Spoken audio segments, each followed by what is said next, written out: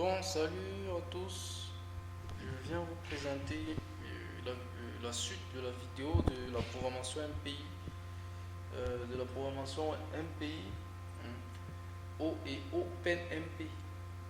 Bon, maintenant, on va faire juste une petite analyse du programme que j'ai développé à OpenMP et du programme que j'ai développé, de ce programme qui est en MPI. Vous allez voir que ça donne le même résultat, n'est-ce pas? Bon, c'est dû au fait que j'ai défini ici un int pour le nombre de rangs, et là j'ai défini un MPI init pour initialiser et tout cela. Et dans la boucle, voici ce qui se passe. Ça, c'est la boucle que j'ai baptisée initialisation, c'est-à-dire que je n'ai pas appliqué proprement parlant, je n'ai pas appliqué euh, dans le parallélisme. Bon, c'est-à-dire que la boucle là, j'ai appelé ça initialisation, n'est-ce pas? Je n'ai pas donc appliqué, je n'ai pas défini, puisque je suis sur un pays. Dans ce cas, donc, je n'ai pas donc défini quelles sont les tâches qui doivent être mises en jeu. Alors, les tâches donc, peuvent être mises en jeu de façon euh, série, de façon séquentielle, parce que je n'ai pas donc défini les tâches qui doivent travailler. Voilà, je n'ai pas donc défini les tâches qui doivent être mises en jeu. Bon, cependant, on va donc appréhender cela avec ce bout de code ici, n'est-ce pas? Avec ce bout de code là, qui justement, ce bout de code là, dans computation, nous avons ici my first qui n'est que my rent fois la taille, le size, c'est ça que j'ai mis ici, divisé par le nombre de processeurs. Et ici, j'ai mis MPI, j'ai mis somme locale. Ça calcule la somme locale dans la boucle. Cependant, j'ai mis MPI all reduce pour faire une comparaison avec la valeur qu'on avait trouvée dans reduce ici. Dans le OpenMPI, on avait aussi mis for reduction. Donc, c'est-à-dire, ici, là, j'ai mis for reduction pour dire quoi? J'ai mis tout simplement for reduction parce qu'en réalité, je voulais, en fait, je voulais réduire la variable. Je voulais que le processeur va se fixer sur la variable là pour travailler. C'est pour ça que j'ai mis for reduction. Donc, il doit donc se fixer sur cette variable là et il travaille. Donc, c'est pour cela que j'ai mis comme cela for reduction. Alors, le processeur va se fixer donc sur cette variable là. Pas une autre variable, mais il se fixe seulement sur cette variable là pour travailler. Donc, il faut connaître que reduction, il permet de réduire. Donc, il permet de réduire, en réalité, il peut réduire le nombre de variables. Si avec beaucoup de variables, le processeur va s'intéresser à une seule variable pour faire la parallélisation. C'est de même que j'ai ici utilisé, il y a une fonction qu'on appelle MPI all reduce. J'ai mis dans l'adresse de somme locale que j'ai trouvé là, l'adresse de somme et les autres paramètres à remplir, les autres arguments à remplir. Vous allez donc constater que qu'est-ce que ça fait le code ici? Vous allez voir que dans la computation ici, ça va sauter de 2. C'est-à-dire, j'ai compilé cela avec j'ai compilé cela, voilà ce que ça a donné. J'ai fait MPI, on va aller rapidement faire MPI. On va faire MPI CC code open MPI. Ce n'est plus open MPI, c'est MPI.c et là tiret au code MPI gros C. Là, on compile d'abord le programme, n'est-ce pas? Il n'y a pas d'erreur. Et puis maintenant, on va mettre ici MPI exec-n. Et là, on va mettre ici prod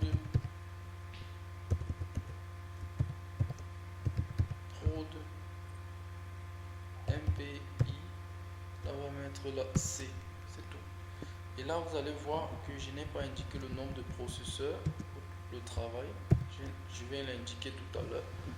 Donc, j'indique dans cela le nombre de processeurs. Et là, on va cliquer sur ça. Et on voit ce que ça fait. Regardez, ça donne la somme égale à 55. Net comme la somme qui était précédemment dans le programme. Donc, pour n'importe quel processeur, la somme donnera 55. Ça donnera 55. Voilà, vous voyez donc, on a donc réduit, c'est-à-dire que les parcours d'ici ont été réduits. Les parcours ont été réduits. C'est-à-dire le MyRang, quand multiplié fois size, on a enlevé dans le MyRang, on a enlevé le nombre de processeurs et on a seulement utilisé le size. C'est pour ça que j'ai mis all reduce. Donc, il fait de la même chose pour celui-ci, mais en réduisant les variables. En réduisant donc les variables de somme locale. Il réduit donc les variables qui ont été utilisées de somme locale. Et c'est ce qu'il va faire. Il va réduire les variables de somme locale. Notamment, il va réduire le MyRang. Le MyRang, il va réduire le nombre de processeurs. Il va les réduire à 1. Bien sûr, il va les réduire à 1. C'est-à-dire, le MyRang va devenir 1. Le MyRang va devenir 0, je crois même. Il va réduire. Le MyRang va devenir 0. Et le nombre va devenir 1. Voilà, je pense bien. Et c'est comme cela que le travail va s'effectuer. Et on aura dans le résultat 55. Donc c'était juste pour la petite parenthèse d'utiliser des réductions parfois pour dire que non, on ne veut pas utiliser toutes les variables dans l'opération, mais on s'intéresse à quelques types de variables qu'on veut utiliser pour faire une opération. Vous voyez un peu. Maintenant, on va faire un simple programme avec un multithread pour qu'on puisse appréhender aussi ce qu'on entend par multithread sans utiliser le OpenMP ou le MPI. Et cependant, on devrait voir ici, j'ai mis ici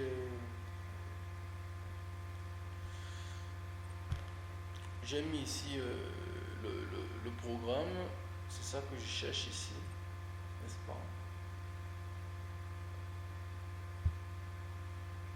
J'ai mis le programme quelque part là.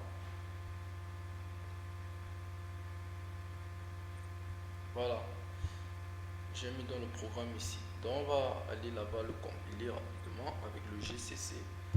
On peut aussi le compiler avec le MPI. Donc ça c'est le programme multithread qui permet de voir comment ça s'exécute. On va faire GCC- on va mettre d'abord le programme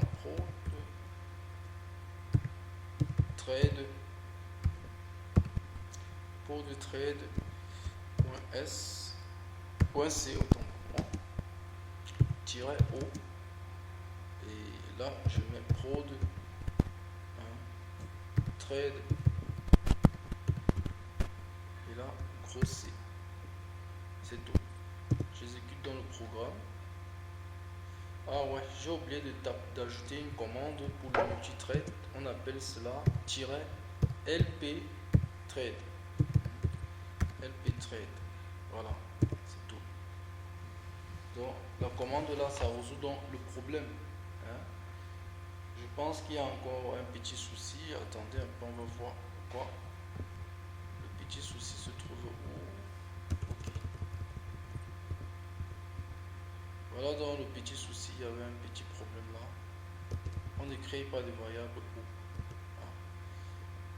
On exécute le programme.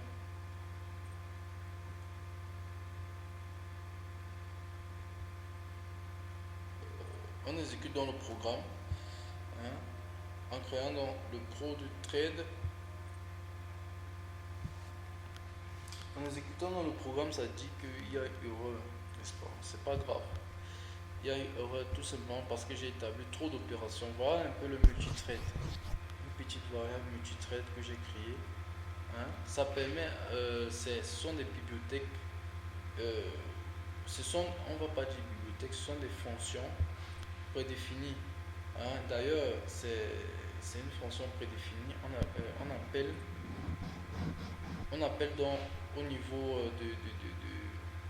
de la directive, des directives là, on appelle ptrh, hein, .h.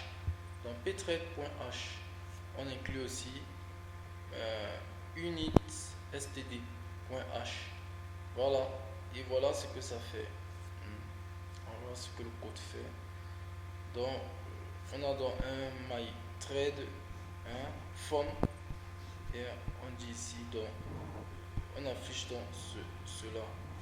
Bon, ça c'est donc la fonction. Et puis cette fonction-là, on vient créer, hein, on vient appeler dans cette fonction-là. C'est ce qu'on appelait dans le cours la décomposition fonctionnelle.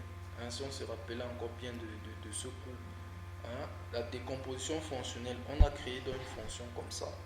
Et puis on vient donc l'appeler. Hein, et lorsqu'on appelle donc cette fonction, que j'appelle myTradeFun, hein, quand je mets étoile ici, c'est pour dire que myTradeFun n'a pas, c'est une fonction qui est définie, mais qui n'a pas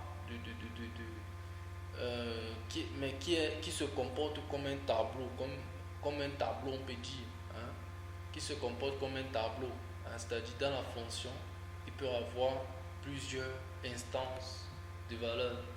Est-ce qu'on voit un peu? Il peut avoir plusieurs instances de valeurs dans la fonction. Voilà. C'est un peu cela. Il se comporte donc comme un tableau qui peut avoir plusieurs instances de valeurs. Hein? Qui peut avoir plusieurs instances de valeurs.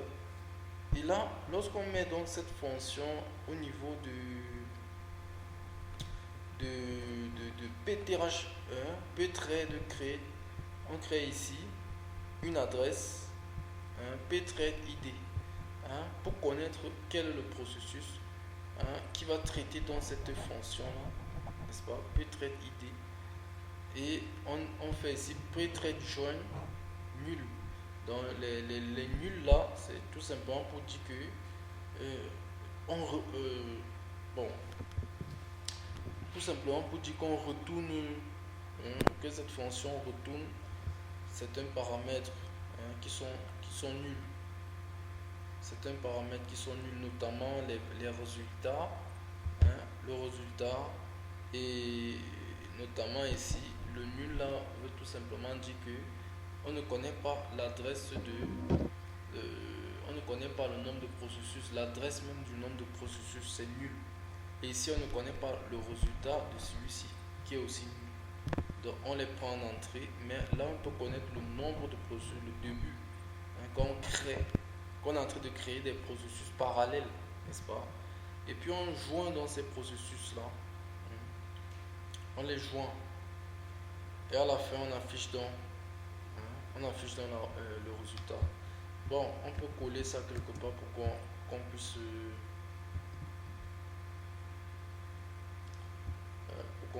appréhender ce code. On va coller ça où?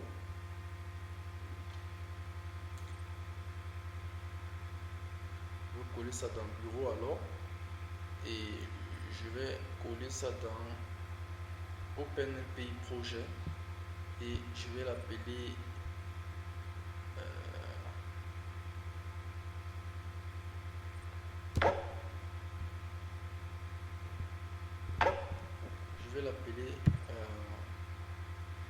trade, n'est-ce pas, trade test, si on peut le dire comme ça. On va tester ça rapidement. Trade test, et là on va mettre ici quoi? On va mettre ici gcc, donc on va changer, hein, la valeur. On va mettre trade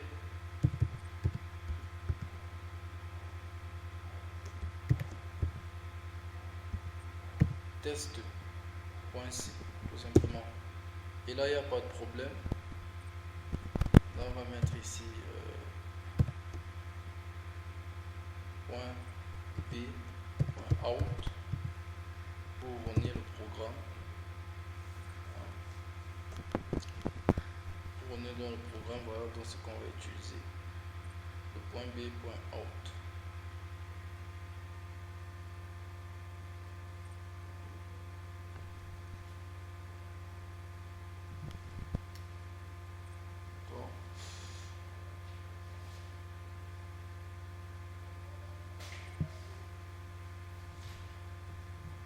Utiliser dans ce point B.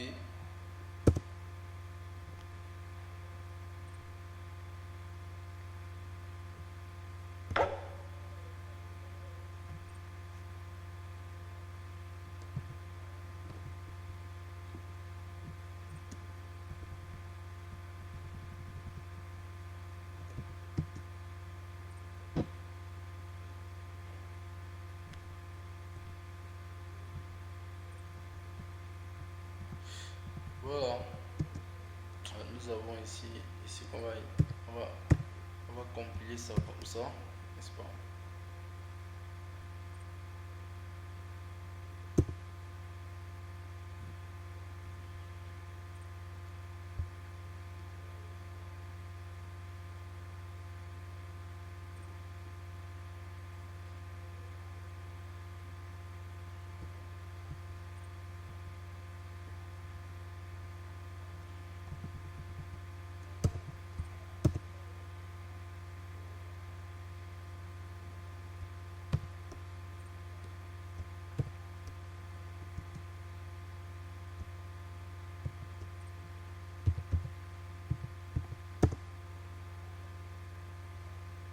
Voilà, vous allez voir que ça va afficher celui-ci. Before trade, printing keys for trade after. Ça va afficher cela en point out. La compilation m'a un peu pris de temps. Voilà, ça affiche dans cela. Avec un slip qui sera établi là. C'est pour ça qu'il y a eu un temps d'attente. Il y a eu un temps d'attente. Donc ça c'était pour le début du PTRHRED. Bon, on va faire une dernière séance donc pour le OpenMP. On va faire une dernière séance. On va bien étudier le concept de OpenMP. On s'est dit à tout de suite.